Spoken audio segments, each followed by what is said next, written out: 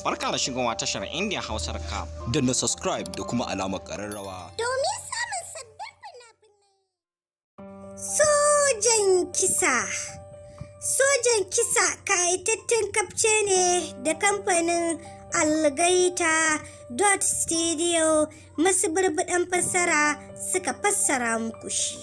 Sojan kisa kayatattun labari ne akan wani gagarumin soja wanda ya samu matukar horo na gaske. Manyansu na sojoji na alfahari da shi don ganin wajen shi ya yi rikon gaskiya da amana bisa aikinsa ko akan waye ta kama zai aikata abin da ya kamata da kuma hukunci da ya dace da wannan azzalumin. Bayan jita-jita da yawan korafi da kuma maganganu da suke kaiwa kawo a sassan garinsu, ana cewa uban shi gogon ma da kansa maci amana ne, ya ci amanar kasarsu ta Indiya. Haka ne ya gunzuma tunanin shi gogon naka ya yi tattaki ya tafi kasan da uban nashi ya gudu ya ɓuya a gurin don zakuɗo gaskiya ta yi halinta.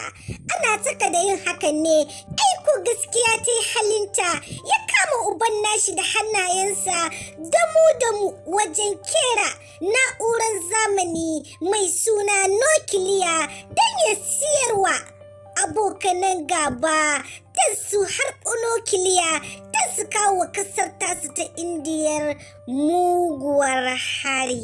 Tabbas wannan kafce na kunshe da cakwakiyoyi fin wanda na furta a baya.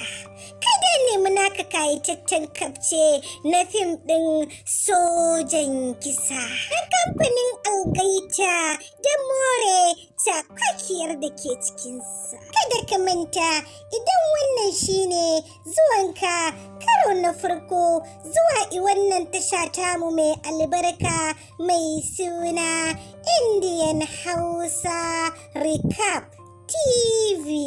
Masoya, ku danna mana subscribe da kuma alaman kararrawa don more fashin baki da ke cikinsa ko kuma in ce recap na fina-finan Indian fassarar Hausa.